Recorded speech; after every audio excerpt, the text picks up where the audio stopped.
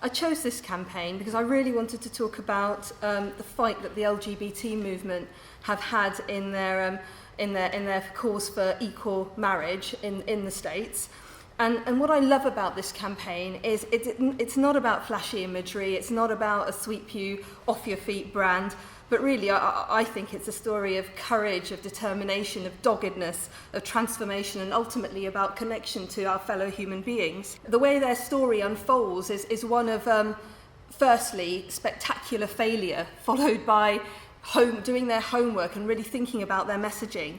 They then did a lot of soul searching. They had to sacrifice their brand. They had to really think about losing and letting go of long-held, hard-won thinking on language around rights and rights-based approaches. So I think it's a very much a story of courage and determination. So the fight for equal marriage goes back to the 70s, but I've only got 7 minutes, so I'll start with Proposition 8, which was passed in California in 2008. And Proposition 8 essentially eliminated the rights of same-sex couples to marry. And the stakes were very high with Proposition 8. It was being put to the electorate at the same time that the presidential elections were happening, the House of Representatives and the State Senate were being elected.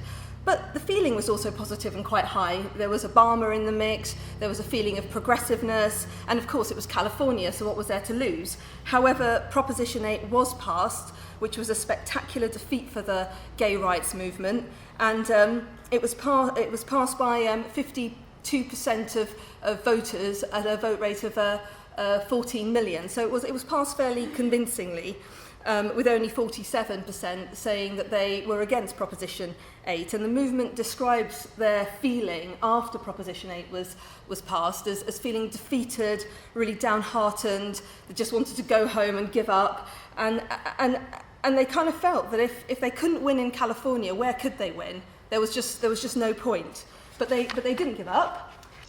What they did was they thought about themselves, they thought about their language, they thought about their approach. And prior to the passage of Proposition 8 in 2008, they'd used very much language of rights and equal legal rights, and their sort of equality agenda when it came to the legal framework. They didn't really talk about shared values or common values. The movement went back to the drawing board and did an intensive battery of research where they looked at the kind of messaging that would resonate with their supporters and why the equal legal rights messaging was not resonating with their supporters. And what emerged was some key findings, which seem quite obvious in retrospect. But first of all, the importance of shared values and the fact that 54% of Americans would support same-sex marriage. The fact that their voters, their supporters were actually those millennials, the younger voters, the youth voters, who at 81% would support same-sex marriage, and the fact that 9 out of 10 Americans knew and liked a gay person and knew that they were gay and were happy that they were gay. So they thought about how they could use that. So they changed, this is the point at which they changed their language from being rights-based and talking about the legal frameworks and structures to marriage equality.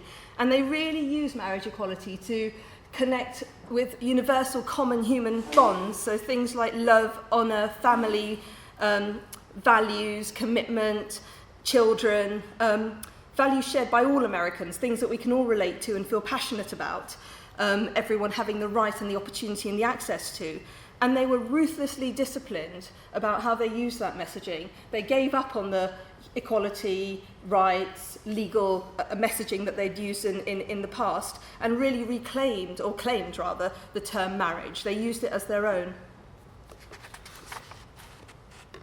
And the opportunity to challenge Proposition 8, to see it overturned, came in December 2012 when the Supreme Court said that they would hear appeals on Proposition 8.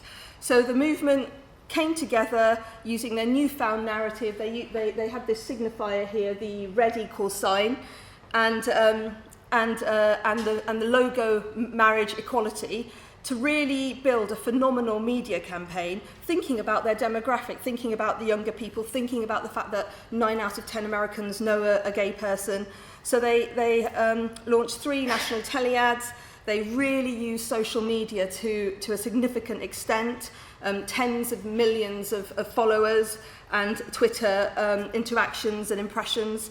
And on the 26th of June 2013, Proposition 8 was overturned, which was a massive victory for the movement, but also a huge symbolic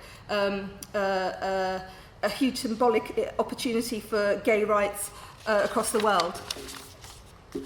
So where are they now? So marriage equality is now legal in 19 states, and a poll in March 2014 suggested that 59% of Americans would vote in favour of same-sex marriages, and only 34% against 3 years ago, only 44% of Americans being in favour. So that's really taken them over the halfway mark, which is where they needed to be, and their narrative has really supported that. And their goal is ultimately marriage equality in all 50 states, and they know that to do this, they have to continue with the narrative of getting all Americans to reflect that LGBT Americans are no different to them in terms of their hopes, their fears, their values, their passions, their family and their commitment, and get them to cast their votes on the back of those reflections.